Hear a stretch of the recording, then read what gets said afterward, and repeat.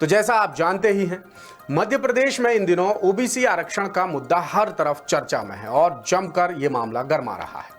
High court ने जिस दिन से सागर की संस्था यूथ फॉर इक्वालिटी की वो याचिका खारिज की है जिसमें ओबीसी आरक्षण 27% के दायरे को चुनौती दी गई थी, जब से हाई कोर्ट ने इस याचिका को खारिज की है तब से तमाम तरह के सवाल खड़े हो रहे हैं कि आखिर आगे क्या होगा। क्या सरकार ओबीसी वर्ग को 27% आरक्षण देगी?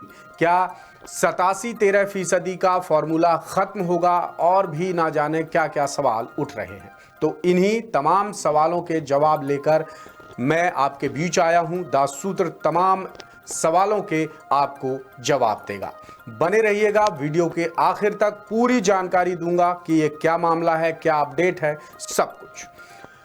तो बड़ा अपडेट ये है दोस्तों कि मध्य प्रदेश में अन्य पिछड़ा वर्ग यानी ओबीसी को 27% आरक्षण दिए जाने से जुड़ा विवाद एक बार फिर सुप्रीम कोर्ट की दहलीज पार कर गया है। Madhya Pradesh OBC advocates welfare association ने आरक्षण को लेकर सुप्रीम कोर्ट में कैविएट दायर कर दी है। दरअसल हाई कोर्ट ने 28 जनवरी को सागर की संस्था यूथ फॉर इक्वालिटी की उस याचिका को खारिज कर दिया है जिसमें ओबीसी वर्ग को 27% आरक्षण देने का विरोध किया गया था। हाई कोर्ट के ताजा आदेश के बाद मामले में सियासी तड़का भी लग चुका है।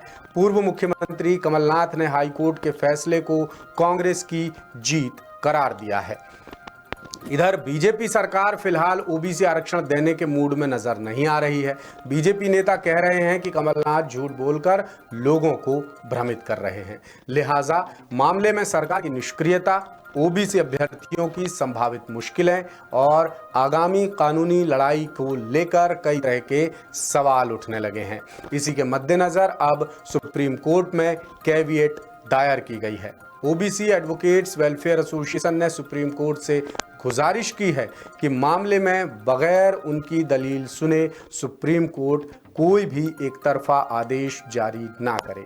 इधर ये आसार भी जताए जा रहे हैं कि हाई कोर्ट से याचिका खारिज होने के बाद यूथ फॉर इक्वालिटी संस्था के याचिकाकर्ता जल्द ही कोर्ट के आदेश को सुप्रीम कोर्ट में चुनौती देंगे और स्पेशल लीव पिटीशन यानी एसएलपी दायर करेंगे। जानकारों के मुताबिक यदि ऐसा होता है तो ओबीसी आरक्षण का मामला एक बार फिर बड़ी लंबी कानूनी प्रक्रिया में उलझ जाएगा, जिससे ओबीसी वर्ग के हजारों उम्मीदवारों का भविष्य संकट में पड़ जाएगा। वैसे भी ओबीसी वर्ग के उम्मीदवार अभी बेहद परेशान हैं।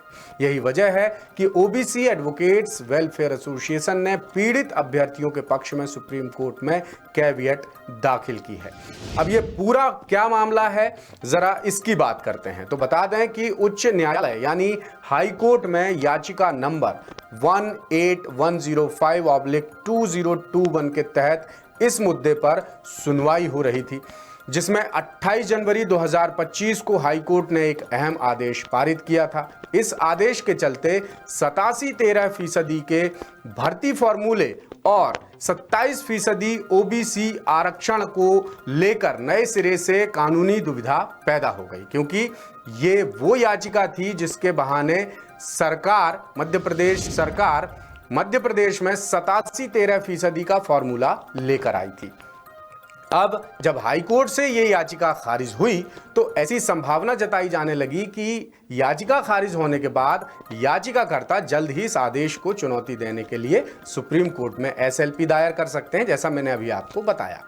अब ऐसा अगर होता है तो फिर से एक बड़ी लड़ाई छिड़ जाएगी, एक बड़ा घमासान मच जाएगा। तो कुल मिलाकर ओबीसी एडवोकेट्स वेलफेयर एसोसिएशन ने सुप्रीम कोर्ट से यह कहा है कि सुप्रीम कोर्ट इस मामले की सुनवाई बड़ी पेचीदगी के साथ करे, इस मामले में बड़ी संजीदगी दिखाए और कोई एक तरफा फैसला इसमें ना ले। कोई भी फैसला लेने से पहले उनकी दलील सुने, यानी एडवोकेट्स वेलफेयर एसोसिएशन की दलील सुने। अब इस पूरे मामले पर सरकार की मंशा पर सवाल कैसे उठ रहे हैं, ये भी आपका जानना जरूरी है। तो जब से हाईकोर्ट की तरफ से आदेश आया है और ओबीसी आरक्षण का रास्ता हाईकोर्ट ने साफ किया है, उसके बाद से मध्य प्रदेश सरकार की तरफ से इस अहम मामले में अब तक कोई प्रभावी कदम नहीं उठाया गया है, बल्कि एक दिन पहले ही बीजेपी सरकार के मंत्री विश्वास सारंग ने कमलनाथ पर, कांग्रेस पर यह आरोप लगाए थे कि कमलनाथ झूठ बोल रहे हैं, ऐसा कुछ नहीं है, कोई रास्ता नहीं खुला है। उन्होंने कुछ कानूनी पेचीदगियां बताई जिसका पूरा ब्यौरा दासूत्र आपको लगातार दे रहा है। तो कुल मिला के इस मामले में बहुत सारे कंफ्यूजन्स हैं, सरकार की मंशा को लेकर सवाल उठ रहे हैं। खासकर हाईकोर्ट ने 4 अगस्त 2023 को जो स्टे ऑर्डर दिया था उसके खिलाफ भी मध्य प्रदेश सरकार ने सुप्रीम कोर्ट में कोई अपील नहीं की। उल्टे मध्य प्रदेश सरकार ने इस मामले की सुनवाई हाई कोर्ट में रोकने के लिए, ऐसे आरोप लग रहे हैं सरकार पर जो इस मामले की पैरवी कर रहे हैं सीनियर एडवोकेट रामेश्वर ठाकुर। उनका कहना है कि सरकार ने 9 जनवरी से लेकर 20-21 जनवरी तक 11-12 दिनों में 69 ट्रांसफर याचिकाएं लगाई हैं सुप्रीम कोर्ट में, ताकि मध्य प्रदेश हाई कोर्ट में ओबीसी आरक्षण के मामले की सुनवाई सही ढंग से ना हो सके या मामले की सुनवाई लगातार टलती जाए। अब सरकार ने जब कोई आपत्ति नहीं ली 2023 4 अगस्त के स्टे ऑर्डर के खिलाफ, तो इससे क्या हुआ? इससे हुआ ये कि हजारों ओबीसी अभ्यर्थियों की भर्ती प्रक्रिया ठप पड़ गई, वही 87-13 वाला पैंच फंस गया और कई सरकारी नियुक्तियों में उनकी जो नियुक्ति है सरकारी नौकरियों में वो रुक गई।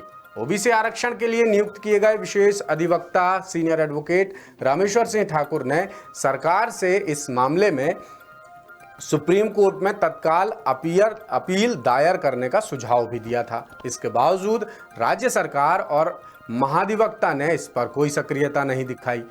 सरकार के इस ढुलमुल रवैये के चलते ओबीसी समुदाय में काफी गुस्सा बढ़ रहा है और इस मुद्दे को लेकर राजनीतिक गलियारों में भी खूब चर्चाएं हो रही हैं, तरह तरह की बातें हो रही हैं, आरोप प्रत्यारोप का दौर चल रहा है।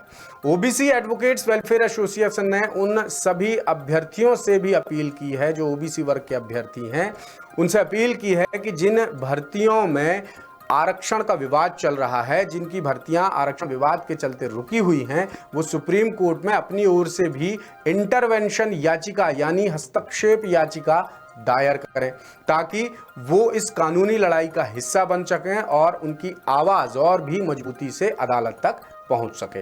अब इस मामले में सबकी निगाहें सुप्रीम कोर्ट पर टिकी हैं। अगर ओबीसी अभ्यर्थी और ओबीसी एडवोकेट्स वेलफेयर संगठन प्रभावी हस्तक्षेप कर पाते हैं तो आरक्षण व्यवस्था को लेकर एक महत्वपूर्ण कानूनी फैसला सामने आ सकता है।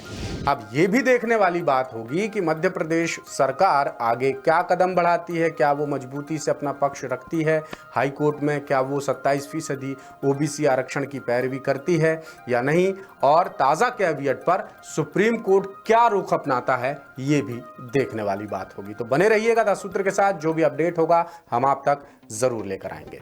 लेटेस्ट, इन्वेस्टिगेटिव और इन डेप्थ खबरें देखने के लिए ज्वाइन कीजिए द सूत्र का व्हाट्सएप चैनल, सब्सक्राइब कीजिए यूट्यूब चैनल, लाइक कीजिए फेसबुक पेज और पढ़ते रहिए वेबसाइट www.dasutr.com।